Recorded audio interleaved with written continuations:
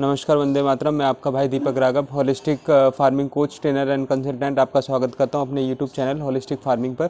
आज का हमारा विषय है organic farming is more dangerous than atom bomb, how and why. Organic farming एक एटम बम से भी खतरनाक है, उसके ऊपर हम चर्चा करेंगे और साथ में आपको ये बताएंगे कि ऑर्गेनिक फार्मिंग करें या नेचुरल फार्मिंग करें, और ऑर्गेनिक और नेचुरल फार्मिंग में क्या अंतर है, और हम ऑर्गेनिक फार्मिंग को क्यों मना कर रहे हैं करने से, और हम नेचुरल फार्मिंग को क्यों प्रमोट कर रहे हैं या नेचुरल फार्मिंग करने के लिए क्यों बोल रहे हैं।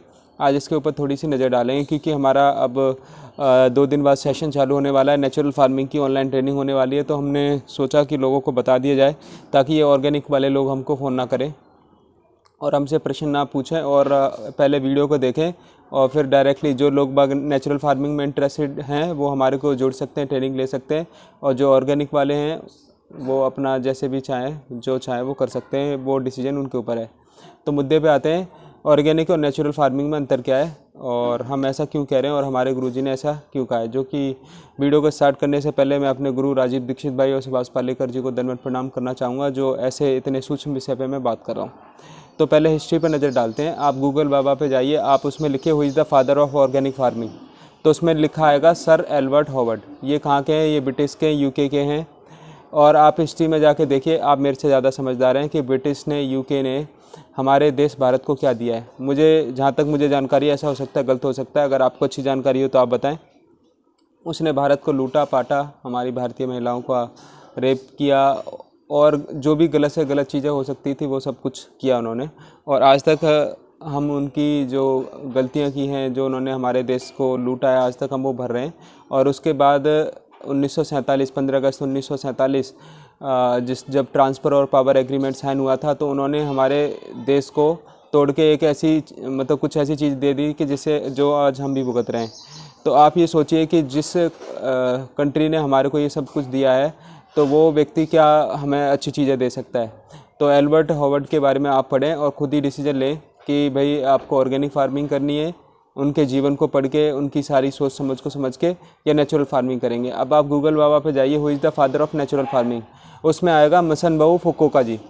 फुकुओका जी जो 1913 में उनका जन्म हुआ है और 2008 में उनकी मृत्यु हुई। आप उनके जीवन पे जाइए और उनके बारे में अध्ययन कीजिए, और वो जापान से हैं। आप दोनों के जीवन को अध्ययन करेंगे तो आपको स्वयं ही पता पड़ जाएगा कि मैं ऑर्गेनिक फार्मिंग करूं या नेचुरल फार्मिंग करूं, कि कितना नेचर में डिफरेंस है, कितना सोचने में डिफरेंस है, कितना कार्य करने में डिफरेंस है, कितना जीवन शैली में डिफरेंस है, किस में प्रॉफिट है, किस में फ़ायदा है, किस में नुकसान है, आप स्वयं ही कर पाएंगे।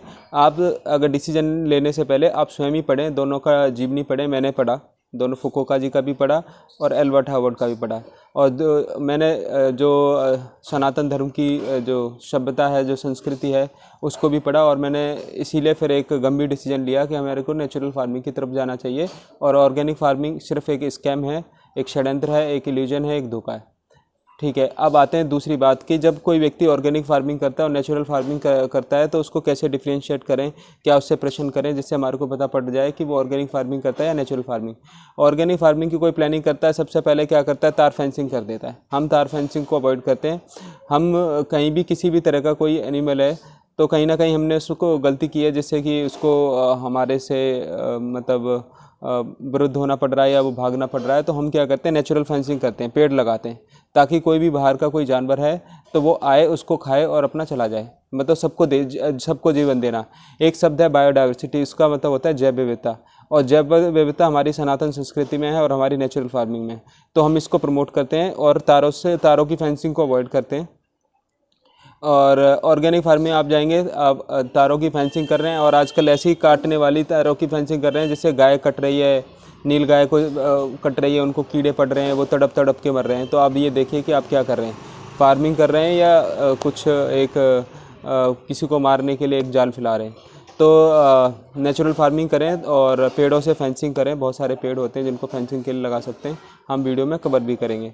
फिर दूसरी बात है कि जो ऑर्गेनिक फार्मिंग वाले हैं ट्रैक्टर को प्रमोट करते हैं, और हम ट्रैक्टर को प्रमोट नहीं करते, हम बैल को प्रमोट करते हैं। और बैलों से खेती जो हमारी होती थी, पहले हल से खेती होती थी, जो बैलों से खेती होती थी, लेकिन उसमें मॉडर्न की ज़रूरत है, उसमें टेक्नोलॉजी की ज़रूरत है, ये मैं मानता हूँ। जो स्वदेशी हमारे उपकरण हैं, और ऐसा बहुत सारे लोगों ने किया भी है, जिससे कि हमारा सांड और बैल का संवर्धन हो सके, और जिससे कि जो हमारी गाय है उसमें जो मतलब क्रॉस करने के लिए उसको एक इंजेक्शन की ज़रूरत ना पड़े, जो कि ऑर्गेनिक फार्मिंग वाले उपयोग करते हैं कि गाय को मतलब इंजेक्शन की विधि के द्वारा उसको प्रेग्नेंट करवाना, जो कि एक दोबारा से डेंजरस स्कैम है और बैल सांड ख़त्म होते जा रहे हैं और वो लोगों के लिए एक आफत बन गए। तो हम उसको बैलेंस करने का प्रयास करते हैं नेचुरल फार्मिंग में। फिर दूसरी बात ये है ट्रैक्टर की जुताई के क्या नुकसान है, ये आपको पता ही होगा, आप गूगल से सर्च कर सकते हैं, कभी वीडियो बनाएंगे। दूसरी बात, हम बहुत ही ज़्यादा स्ट्रिक्ट हैं, नेटिव सीड्स यूज़ करते हैं नेचुरल फार्मिंग में, ओपन पॉलिनेटेड सीड यूज़ करते हैं, स्वदेशी सीड्स यूज़ करते हैं जो हमारे पहले के हैं। और अगर आप ऑर्गेनिक फार्मिंग में जाएंगे तो मोस्टली आप देखेंगे कि हाइब्रिड यूज़ कर रहे हैं, जीएमओ तो नहीं यूज़ करते, ये तो मैंने देखा है, लेकिन हाइब्रिड उपयोग कर रहे हैं और हाइब्रिड का प्रचार भी कर रहे हैं। तो हम बिल्कुल इसके अगेंस्ट है। हाइब्रिड क्यों? क्योंकि हाइब्रिड का मतलब होता है दोगला नपुंसक, जो बीज से बीज नहीं बना सकता। तो कहीं ना कहीं एक ये आपके साथ धोखा ही हो रहा है। और अगर आप किसी से कुछ सामान खरीद रहे हैं तो आप उससे पूछें कि वो कौन सा बीज उपयोग करता है। फिर आते हैं मल्चिंग के ऊपर। तो आप देखेंगे ऑर्गेनिक फार्मिंग वाले इतना सा मॉडल दिखाएंगे 2 लेयर फार्मिंग, 3 लेयर फार्मिंग, लेकिन मल्चिंग कर रहे हैं प्लास्टिक से, जो कि और डेंजरस है। मैंने बताया था कि पेट्रोकेमिकल प्रोडक्ट है, ये धूप से रिएक्शन करके, सन से रिएक्शन करके बहुत ही हाइड्रोकार्बन बनाता है, जो कि डेंजरस है और हम इसके बिल्कुल अगेंस्ट हैं। हम नेचुरल मल्चिंग करते हैं जिसमें घास है, भूसा, बहुत सारी चीज़ें उपयोग हम कर सकते हैं। फिर आते हैं एक ड्रिप इरिगेशन के नाम से एक बहुत बड़ा स्कैम चल रहा है और मैंने बहुत सारे लोगों से मिला हूँ। मतलब एक सब्सिडी नाम का एक षड्यंत्र है, जो इसमें फंस जाता है वो बर्बाद ही है, वो इस दलदल से कभी नहीं निकल सकता। जो सब्सिडी नाम के दलदल में फंस गया तो उसके लिए कभी दोबारा वीडियो बनाएंगे। ड्रिप इरिगेशन में क्या होता है कि बहुत सारे पाइप होते हैं, पूरी ज़मीन को खोद के उसको डालते हैं और बहुत ज़्यादा टेम्परेचर होने के बाद वो भी एक लेवल पे क्या रिएक्शन करता है मिट्टी के साथ और प्लास्टिक केमिकल्स हमारे खेत में जाते हैं और वो खेत को हमारे को ख़त्म कर देते हैं। इसके अलावा भी बहुत सारे नेचुरल तरीके हैं, जिसमें एक टपक विधि है। एक मटका लेते हैं, मटके में एक छोटा सा छेद करते हैं और एक रस्सी आती है, रस्सी को उससे बांध देते हैं। तो क्या है कि वो जिस तरीके से ड्रिप इरिगेशन काम करता है, इसी तरीके से ये नेचुरल फार्मिंग में जो मटके वाली टपक विधि काम करता है। इससे मटका बनाने को वाले को भी रोज़गार मिलता है और रस्सी बनाने को वाले को भी रोज़गार मिलता है और हमारी ज़मीन है वो भी ख़राब नहीं होती, लेकिन एक मेहनत का काम है, इसीलिए लोग बाग नहीं करना चाहते, ये एक बात है। लेकिन मुझे लगता है कि हम अपने खेत में केमिकल मिलाने से अच्छा थोड़ी सी मेहनत कर लें। फिर दूसरी बात, ऑर्गेनिक फार्मिंग वाले वर्मी कंपोस्ट का उपयोग करते हैं, हम इसके बिल्कुल अगेंस्ट हैं। हम जीवामृत का उपयोग करते हैं। बर्मी कंपोस्ट और जीवामृत में धरती आसमान का फ़र्क है। बर्मी कंपोस्ट आपने बाहर से केचुआ ख़रीदा, विदेशी केचुआ ख़रीदा, उससे खाद बनाया, उसको डाल दिया, जो कि बहुत डेंजरस है। और जीवामृत क्या है? जीवामृत आपने डाला जो हमारा देसी केचुआ था, जो 20 फीट नीचे है, 40 फीट नीचे है, 200 फीट नीचे तक है, उन केचुओं को बाहर लेके आता है और हमारी जो खेती है वो सही होती है। और कहीं ना कहीं हमने केमिकल डाल दिया था तो वो नीचे चला गया था। अब ये जो विदेशी केचुआ होता है, ये देसी केचुए को ख़त्म कर देता है और हमारे फसलों को भी बहुत नुकसान पहुँचाता है। तो जो वर्मी कंपोस्ट उपयोग करते हैं उनकी फसलों में भी काफ़ी नुकसान हुए। फिर हमने इस बात को भी अपने इसमें जोड़ा है। फिर आते हैं क्रॉपिंग। हम सिंगल क्रॉपिंग के बहुत अगेंस्ट हैं। हम मल्टी क्रॉपिंग करते हैं, मिक्स क्रॉपिंग करते हैं, एक दल के साथ 2 दल उगाते हैं। और ऑर्गेनिक में क्या है कि भाई फिर वही सिंगल फार्मिंग चल रहा है, तो वो भी एक डेंजर है, क्राइम है, क्योंकि सिंगल फार्मिंग क्राइम है सबसे बड़ा। उसके बारे में हमने पहले ही बताया था। दूसरी बात, हम गवर्नमेंट पे डिपेंडेंट नहीं रहते और ऑर्गेनिक फार्मिंग में सारा जो षड्यंत्र है वो और गवर्नमेंट का षड्यंत्र है कि भाई सर्टिफिकेशन, फिर USDA, इंडिया ऑर्गेनिक, और ये सर्टिफिकेशन का ऐसा जाल है कि अगर इसमें कोई फंस जाता है तो उसके पैसे इतने बर्बाद हो जाते हैं कि उस पैसे से वो बहुत अच्छा कुछ कर सकता था। तो इस जाल में ना फंसें। और क्योंकि पहले से ही प्लानिंग करें। अगर कोई व्यक्ति केमिकल फार्मिंग से शिफ्ट कर रहा है तो वो नेचुरल फार्मिंग पे ही शिफ्ट करे। अगर वो ऑर्गेनिक फार्मिंग पे शिफ्ट करता है तो वो कभी दोबारा से नेचुरल फार्मिंग नहीं कर सकता। और क्योंकि बहुत सारे मैंने लोगों को से बात करी, बहुत सारे लोग कॉर्पोरेट से आते हैं, विदेश से आते हैं और ऑर्गेनिक फार्मिंग करके बैठ जाते हैं और वो 10, 20, 25, 30 लाख रुपये लगा देते हैं। उनको नुकसान होता है, फ़ायदा उनको होता नहीं है, क्योंकि मार्केट, मंडी, ये सब बहुत सारी चीज़ें होती है। तो फिर वो दोबारा से कॉर्पोरेट में भागते हैं। तो ये लोग वो ऑर्गेनिक ही वाले लोग हैं। अगर वो नेचुरल फार्मिंग करेंगे तो उनको ना कोई नुकसान होगा और ना ही उनको दोबारा भागना पड़ेगा। और फिर आ गया एक मिट्टी की जांच वाला।